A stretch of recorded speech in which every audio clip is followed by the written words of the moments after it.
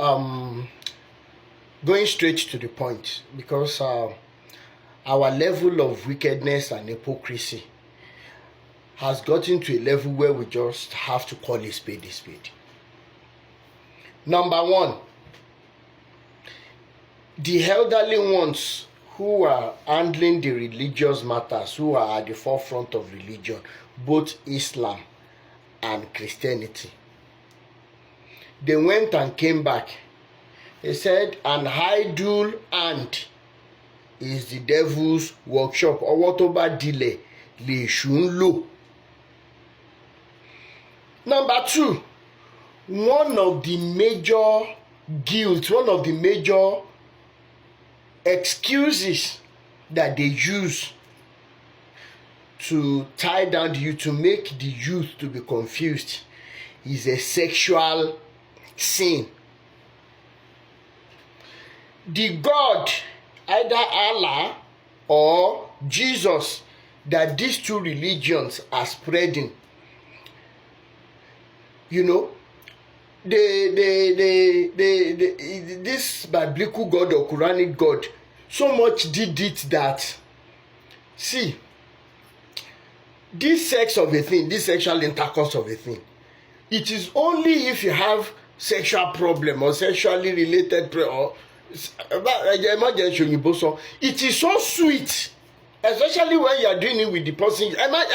If you are hypocritical in nature, you may not agree, but lucky you know. I remember Uncle Yomi Fashlanso said something on our live video which other day. Say when they do all this porn and all this indecent posts of our girls, is it ghosts that give them 2, 3 million, 5 million, 20 million views as against the posts of our liberation movement?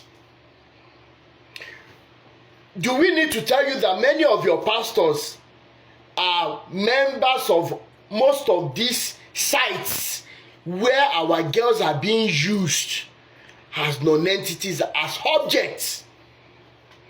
That is to buttress the point that, forget it, sex sweet. But it is this sweetest aspect of our life that the religion now places against people, that if they socket bed undefiled or defiled bed, all this rubbish. Now, if you combine these two things, you are going to be asking, why is it that in Nigeria you are preaching that we should run away from sexually related sins, but ẹ̀yin olórí burúkú tẹ̀ ń ṣe àkóso Islam àti Christianity, you are not creating jobs for the youth to be engaged in? Worse still, do you know that it is when you are so idle that you are so active sexually? I am telling you the truth. That is why when you see a young guy, a graduate now in an area, he has not started, he has not gotten anything doing, he will be chasing girls up and down. That is when they are very active sexually. It is different from maybe somebody like myself that will go for my 12 hours. In fact, if I have a woman under my roof, the chemistry must be high for me to even do once in maybe 3-4 days. But put me under this same roof, if I don't have a job, in fact, I will not have preference again. Jílẹ̀ pàbáwá mímú, tísí sàráráwá gígùn, bí dúdú funfun.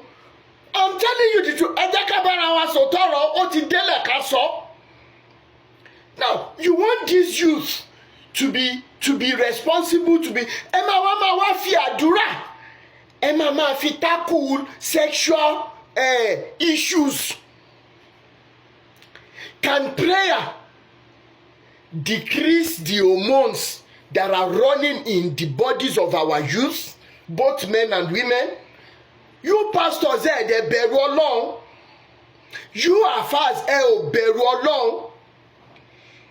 Ẹ máa wá sọ nígbà tẹ́yin kéré Were there companies in Nigeria tẹ́ pé tí secondary school graduate bá ṣe tán ṣé wọ́n ń ríṣẹ́ ṣe ìríṣẹ́ àbẹ́ ìríṣẹ́? But if we trace the disappearance of these great companies, àpò ẹ̀yin pastors àtàwọn ẹ̀yin àfà ní disappearance yẹn wà, irú disappearance yẹn là ń wò lápò yín. If you are an average youth and you are awakened, I beseech you, please listen to these heartfelt inspirations that can only be by God Almighty Himself, not the Quranic God, not the biblical God, but the real God that exists, who wants the truth to be told the way it should be. What is the essence of Oyedepo's 100 or 120 million seating capacity when the same youth that will be going there to pray, they are idle and immediately they are done praying, they go back to their sorrowful, miserable lives, and the little they still have, they must give it to Oyedepo. Baba Adeboye that wants to run 40 million that has a target by 2032, because I have the video, they have a target 40 million followers. Kò lè ṣeé ṣe, because even this year 2024 alone, the liberation and the awakening, they are so high, they are in top gear. What is the essence of all our camps? Olukoya Prayer City. What is the essence of these camps that our youths are not gainfully employed? Ẹ tún máa wá ṣe tẹ́ máa ní pé kán má bára wọn sùn. Wọ́n ṣe ní bára wọn sùn. I'm asking. Wọ́n ṣe ní bára wọn sùn. Ọwọ́ tó bá dilẹ̀ ní ẹni àṣetánì ìyálòmí ìfẹ́ lo èṣù. Ọwọ́ tó bá dilẹ̀ ní àṣetánì ìyálò. We have to go back to the drawing board, guys. If you are a church goer, if you are a mosque attendee today, and you are a youth like myself, it is high time we woke up to realities. The same people were looking as being at the forefront. Àwọn gangan ló bayé Nàìjíríà jẹ́ tí ẹyẹ òkè bí ẹyẹ kú òkè bí eku ọmọ ènìyàn gan ò fọhùn bí ọmọ ènìyàn mọ́. What is the summary of this my video? Ẹ ń gba owó yẹn lọ́wọ́ mẹ̀kúnnù lọ́wọ́ àwọn aráàlú. Ẹ dá padà sí environment for lucrative innovations so that people can be gainfully employed. But tó bá ti dẹ́jọ́ ẹ máa ní pé kúmúyà ni wọn gbúdọ̀ bára wọn sùn, ẹ̀ṣẹ̀ ní tó bá wora wọn lọ́ba ṣe, wọn ṣe ní bára wọn sùn. Kí ni nǹkan tẹ́ fún wọn tó ń ṣe? What exactly have you done? If you say it is not your responsibilities, are you not close to the government? Have you not been praying? Kúmúyì tó sá lọ sí UK, ṣé kò sọ fún apá sọ fún òun wípé Tinubu ló máa tún Nàìjíríà ṣe? Ẹ wo iye tí epo tún dà lénìí. Débi wípé a man might be so useless on the street. Àwọn ọmọ kéékèèké táwọn òbí tún gbé ọjà lé lórí, àwọn boys yẹn ń bá wọn sùn. What is the essence of the biblical God and Quranic God that we have been calling on in Nigeria? These gods are so useless. I stand to say it anywhere. Òòṣà bó ò bá gbé ni, òòṣà tá a bá sìn tí ò bá gbé ni, a fi rú òòṣà bẹ́ẹ̀ lẹ́ni. Both Quranic Allah and biblical God, they are useless to our African continent. Look at the life of our youths. Ẹ wo àwọn ọmọ kéékèèké.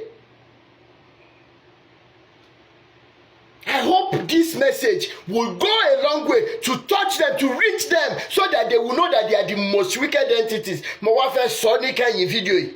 Gbogbo ẹ̀yin tẹ́ ẹ lọ́wọ́ sí bí Nàìjíríà ṣe débi tó dé, tẹ́ ẹ jẹ́ gbogbo ẹ̀yin bàbá wa àti ìyá wa. Tẹ́ ẹ wá mú gbogbo ẹ̀ tí gbogbo ẹ̀ wá pokúlùrù muṣu, ẹ ní jẹ wọn mọ́. Ìtẹ́ ẹ bá ti jẹ́ ọmọ ọ̀run nínú ni. Gbogbo ẹ̀yin bàbá òṣì, ẹ̀yin bàbá rádaràda yìí. Ẹ máa fò kẹ́ mọ́ nìṣó ní 2024 yìí. My Muslim brothers and sisters will wake up against their affairs and their Muslim clerics. My Christian brothers and sisters will wake up and will begin to stone all the pastors. Ní pópó, mi ní sọ jù bẹ́ẹ̀ lọ. Ire o.